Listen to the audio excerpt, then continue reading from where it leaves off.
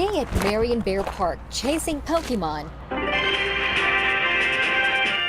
led to a crime scene for 3 San Diego women Thursday. Police tell us they were deep into the trail just before 3 p.m. when they spotted a body in the bushes.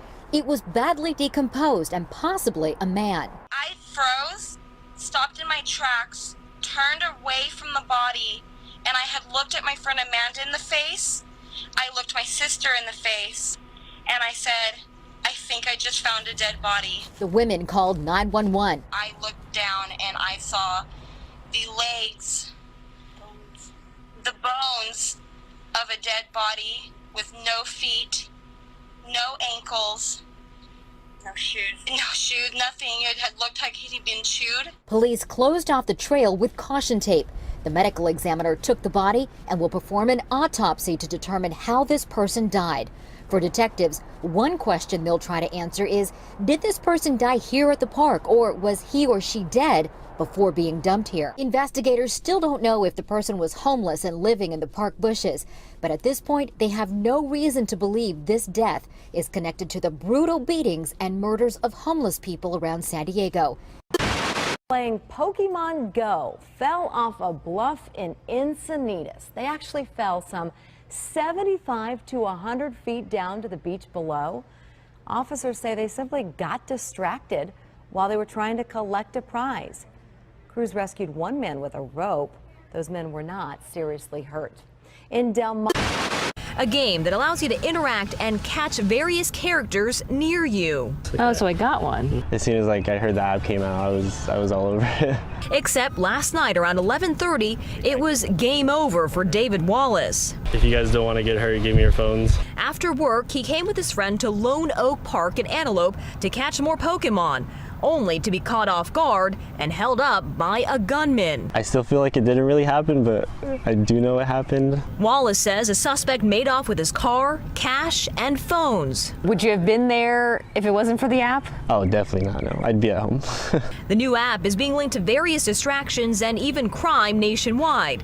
In Missouri, teen robbers allegedly use a feature to bait their victims. It may not just be as much as them using the location to find the individuals, but as well as the inattention of the persons walking around staring at their phone. It was 8:45 in the morning and Shayla Wiggins was trying out her new phone game, Pokemon Go. The game gives you the goal of finding different types of Pokemon in your surrounding area. But one thing that was unforeseen was that the game led to something much bigger. Not a Pikachu, but the body of a dead man. And I went underneath the bridge, and then when I went underneath the bridge, I seen something in the water, and I just tried to see what it like. I just looked a little closer, and I found a person just face down in the water. Wiggins immediately called authorities, who quickly showed up to the scene. Wiggins told K2 News she tried her best to explain the game to authorities and why she was underneath the bridge. This is the most I've exercised in a while. I walked today from Oracle and Grant all the way to like almost Speedway and Silver Bell. And all this walking is bringing them to new places. Shannon Davis and her sister tell me they are learning more about Tucson. You find more things about your community, like all the murals, the memorials. They're not something that I've never noticed before. The game also is bringing strangers together, something Pokemon Go player Karen Pitts has noticed. It makes the generations talk to each other, and I've seen more people out in the park. I come here quite a bit, and I've seen more people out in the park, you know, doing and enjoying things. And I was in the rose garden, and I kept telling them, you know, don't forget to stop and smell the roses. However, this game does present safety concerns. Big precaution I've seen so far is actually people just walking around the park, going into a tree, or even hitting the cactus. I've seen where people get into an accident because they're, you know, playing Pokemon while they're driving, which is dumber than texting while you're driving. Despite the concerns, people are happy to get out and, as the game would say, catch 'em all.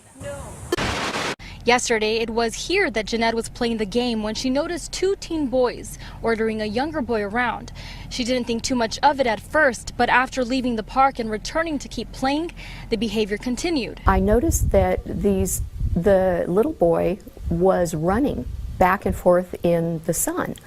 And at this point, I'm thinking it's just way too hot for this kid to be running. Being in the triple digits, her concern for the boy grew and things got worse. I noticed that the little boy was on the ground and one of the older boys was standing over him and yelling at him. At that point, I just called 911. Jeanette says the teens made the boy with his legs wobbling get on his bike and they all rode off. But by the time they reached the dirt lot across the street, he collapsed, pale and no longer sweating, and the teens took off. Pretty much horrified. It was a very difficult experience. Buckeye police says the boy may have had a seizure in the heat. There is no way that I would have ever been here without this funny little game. Firefighters arrived and took the boy to a hospital. We checked with police and with firefighters, but they were not able to give us an update on the boy's condition or any information on the teens who were with him at the time.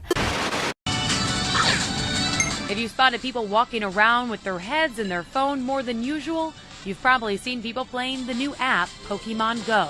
Little Pokemon right there. Using geolocation, it allows you to capture the Pokemon characters in your own neighborhood. That's what police believe one O'Fallon man was doing when he was the target of thieves early Sunday morning. O'Fallon police say 17-year-old Brett Miller and 18-year-olds Shane Backer and Jameen Warner, as well as a 16-year-old, used the popular virtual reality app to target their victim near Highway K and Feisey Road. I feel like that's a shame. It's just people taking advantage of a new social media trend. Police believe the thieves might have used a lure to draw the victim to a location. They robbed him at gunpoint of money and his phone. Does it make you a little nervous playing? Yeah, absolutely, yes. I mean, you don't want to endanger yourself over just a silly game like that. Players say after hearing of the robbery, they're planning to be more aware of their surroundings. Where I'm going is where people are a lot of people and where is not just very lights on and Taking precautions. yeah, need to be cautious. Take a look at these two Pokemon players now facing charges. Police say they jumped the fence at Toledo Zoo in Ohio to play Pokemon Go. 25, 26-year-olds just couldn't wait until the park opened, apparently. Hey, I got a crazy idea. Let's hop the fence. It wasn't the most responsible thing, but hey, gotta catch them all. Punishment for criminal trespassing could mean 30 to 180 days in jail. And Laura Bush-Gard. Fall River police tell me this new game is actually helping police connect with the community. They say right now that connection is more important than ever. Fall River police officer Jonathan Estrella was on patrol Sunday when he noticed a group of people on their phones. He could tell right away they were playing Pokemon Go. Got him. The virtual scavenger hunt game that's gone viral in less than a week. Officer Estrella decided to join them. They're actually impressed that a police officer would even know what it is. The moment was captured on camera and posted to Twitter.